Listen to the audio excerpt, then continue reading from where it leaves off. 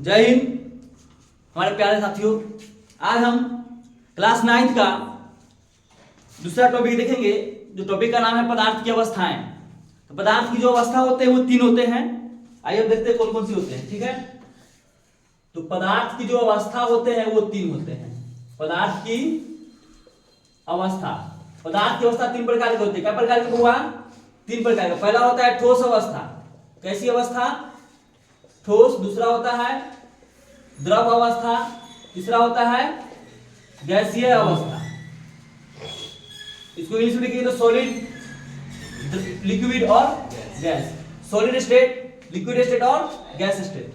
कोई दिक्कत? इंग्लिश में भी डाल दें। देखो, सॉलिड स्टेट,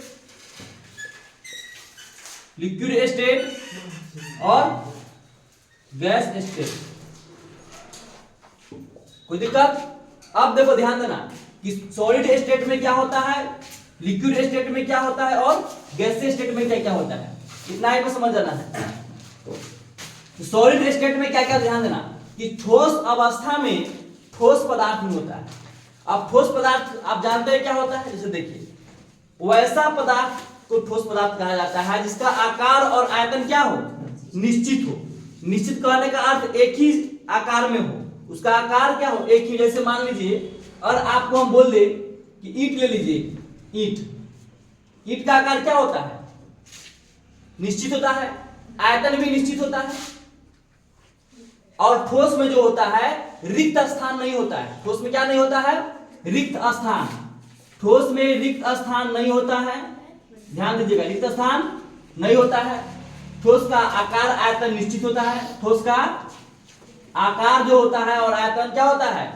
निश्चित होता है। ठोस का आकार और आयतन निश्चित। इधर देखिएगा, इसको जो है अभी हम सिर्फ ठोस के बारे में पढ़ा रहे हैं। ठीक है, द्रव गैस के बारे में अभी नहीं, सिर्फ ठोस के बारे में समझिए। यहाँ पे तो ठोस का सबसे पहले बात है कि ठोस में से ईंटा हो गया, पत्थर हो गया, ये सब ठोस के रूप में आते हैं।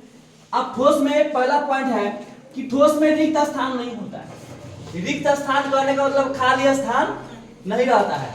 जैसे आप देखिएगा, ये ठोस कोई पदार्थ है, ठीक है, और ठोस का जो अणु होता है एक दूसरे से काफी सटे हुए होते हैं।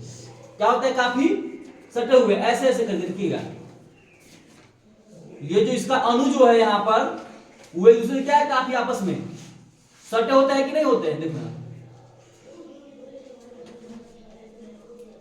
ठोस के अणु काफी एक दूसरे में क्या होते हैं, सटे होते हैं, इसलिए इनके बीच के स्थान नहीं होता है। और जब बीच में स्थान नहीं होगा तो इसमें रिक्त स्थान नहीं ना पाया जाएगा। हाँ, ठोस के कण का एक गुण और है कि ठोस के कण एक स्थान से दूसरे स्थान पर गमन नहीं कर सकता है। ठोस का कण जो है एक स्थान से दूसरे स्थान में गमन नहीं कर सकता है। लेकिन यहाँ पे एक पॉइंट है, ठोस का कण जो है जब गमन नहीं करेगा लेकिन कंपन जरूर करेगा। क्या करेगा? कंपन करता है कि स्थान पे।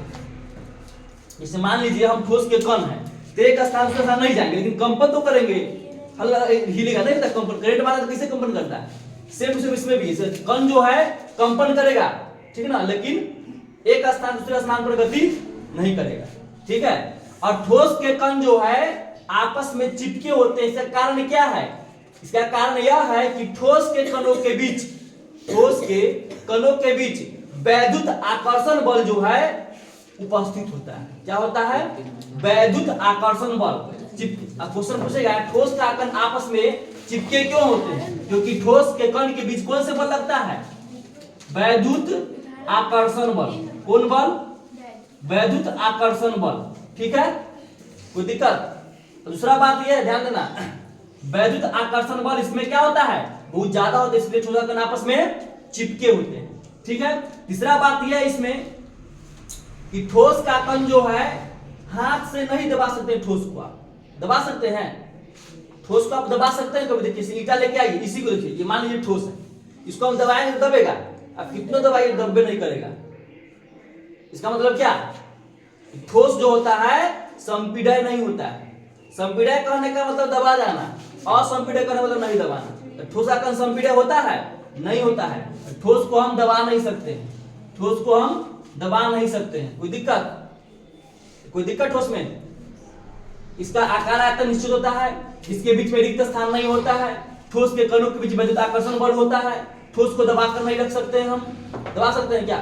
नहीं रख सकते हैं। जैसे में ईंटा हो गया, पत्थर हो गया, बेंच हो गया, टेबल हो गया, कुर्सी हो गया, है कि नहीं है? वही होता है ठोस अवस्था। कोई दिक्कत? कोई दिक्कत हुआ? किसी को डाउट है? नहीं, नोट कीजिए इसको। दूसरा पार्ट हुआ द्रव अवस्था। ध्यान दो इधर, द्रव अवस्था जस्ट ठोस के उल्टा होता है। देखिएगा, द्रव अवस्था, द्रव मतलब क्या होता है? लिक्विड। लिक्विड मतलब क्या? पानी। द्रव में पानी भी आ सकता है, दूध आ सकता है, घी आ सकता है, तेल आ सकता है। द्रव में ये पदार्थ आ सकते हैं। तो बताइएगा एक बात, पानी बहता है कि नहीं बहता है? हम नीचे उछलते पानी को तो क्या करेगा? वो अपना आकार में विस्तृत करेगा, मानी उसका आकार निश्चित नहीं होता है। जैसे द्रव माने पानी को, इस ध्यान में यहाँ पर हम पानी लेते हैं, समझिएगा। अगर पानी को हम एक बोतल में डालें, किसमें डालें? बोतल में। पानी जैसी पानी को अगर बोतल में डालेंगे तो पानी का आकार क्या होगा? बदल जाता है। वो किसके आकार का हो जाएगा? बोतल के आकार का हो जाएगा। देखो एग्जाम्पल में, देखो ये बोतल है, बोतल में पानी है ना, तो देखो पानी किसके आकार के है? बोतल के आकार का हो गया।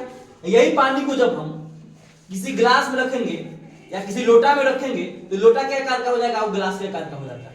अगर इसी पानी को हम बाल्टी में रख दें, टब में, तो टब के आकार में हो जाता है, बाल्टी के आकार का हो जाता है। यानी पानी का कोई आकार निश्चित नहीं है, ठीक है?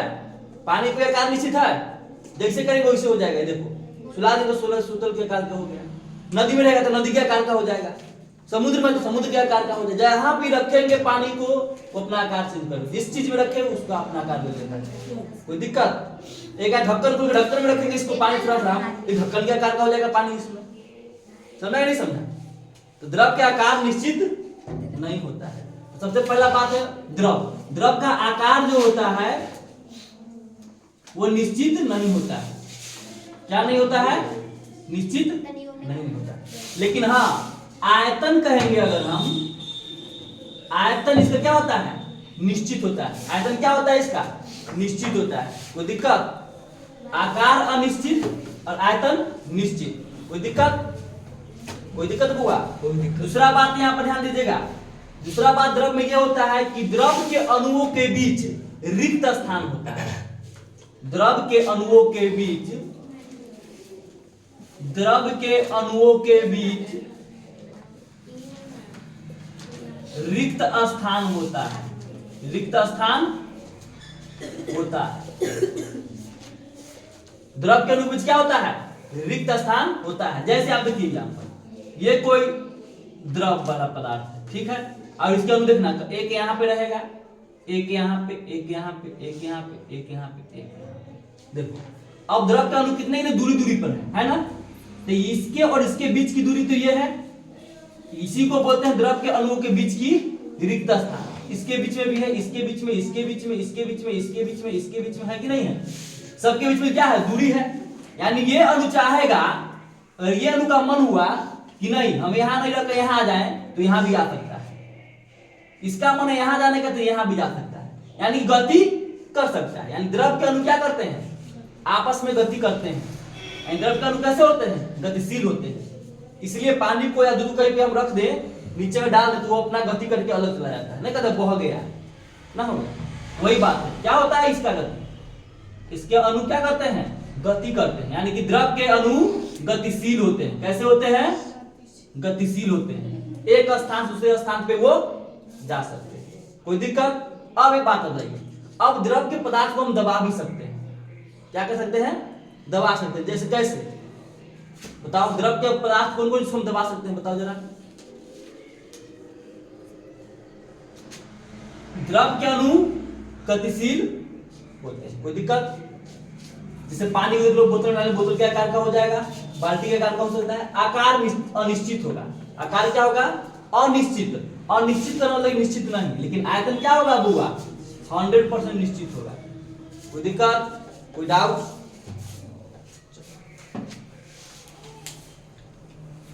देखो यहाँ पर ठोस क्लियर है, द्रव क्लियर है, गैस बचा है। गैस में क्या होता है? ध्यान देना, गैस का आकार और आयतन दोनों निश्चित होता है। क्या होता है? पहला नंबर इसका पॉइंट निकला, किसका? आकार। क्या? आकार भी अनिश्चित होता है और आयतन भी क्या होता है, अनिश्चित होता है। उसी को ना गैस कहते हैं। गैस किसे कहते हैं, जिसका आकार और आयतन क्या हो, अनिश्चित हो, दोनों में से कोई नहीं हो। ठीक है। अब एक बात इसमें और आया, दूसरा पॉइंट है इसमें, ध्यान दीजिएगा कि इसके अणुओं के बीच भी रिक्त स्थान होता है। यानी कि गैस के अणुओं के बीच, यानी अणुओं के बीच क्या होगा, रिक्त स्थान होगा। क्या होगा, रिक्त स्थान होता है। ठोस और गैस की अपेक्षा, ठोस और द्रव की अपेक्षा बहुत ज्यादा रिक्त स्थान होता है। इसमें ऐसे होगा, एग्जांपल देख लो, जैसे कोई गैसीय पदार्थ है, ठीक है, तो इसके अणु यहां पर होगा, यहां पर होगा, यहां पर होगा, बस। तो इसके देखना, ठोस के अणु, द्रव के अणु और गैस के अणु की अपेक्षा इसमें जो है ठोस और द्रव के अपेक्षा ज्यादा इसमें रिक्त स्थान है। रिक्त स्थान बहुत ज्यादा है, क्या है, अधिक है। यानी कि अणुओं के बीच का स्थान क्या होगा, अधिक होगा। किसके अपेक्षा, ठोस और द्रव की अपेक्षा। ठीक है, ठोस और द्रव की अपेक्षा इसके अणुओं के बीच का स्थान क्या होगा, बहुत अधिक होगा। ठीक है। और दूसरी बात इसमें यह है कि इनके बीच वैद्युत बल, कौन बल, वैद्युत बल जो होता है बहुत कम होता है, नगण्य के बराबर होता है। किसके अपेक्षा, ठोस और द्रव की अपेक्षा बहुत कम होता है वैद्युत बल। ठीक है, समझी। जैसे में स्पंज देखिए, स्पंज एग्जांपल, स्पंज देखी है, खाया वाला स्पंज नहीं देख, साइकिल के सीट वाला रुइया है, उसको दबाएगा तो दब जाएगा, और छोड़ेगा तो फिर उसका अपना स्थान चल जाएगा। यानी कि इसका संपीड़न बहुत अधिक होता है, इसका संपीड़न बहुत अधिक होता है। दाबो, यानी कहने का क्या हुआ कि स्पंज के अणुओं के बीच रिक्त स्थान होता है, तब ना दबाते तो दब जाता है, छोड़ते तो बढ़ जाता है। इसका मतलब यह हुआ कि उसके अणुओं के बीच गैस भर जाता है तो फूल जाता है, और दबाते धचाक सब गैस बाहर निकल जाता है, तो फिर पुचक जाता है। नहीं हुआ। रबर को देखो, तीर को मारो तो तुरंत खींचता, ज्यादा गिर टूट जाएगा, लेकिन अगर आकार नहीं होता तो ठोस में आ जाएगा। लेकिन गैस में जो स्पंज पे आ गया है, गैस में आपको एलपीजी, सीएनजी सब आ जाएगा, गैस में आ जाएगा, है कि नहीं है। इसमें कोई दिक्कत, कोई डाउट इधर से, चलिए इसको नोट करें।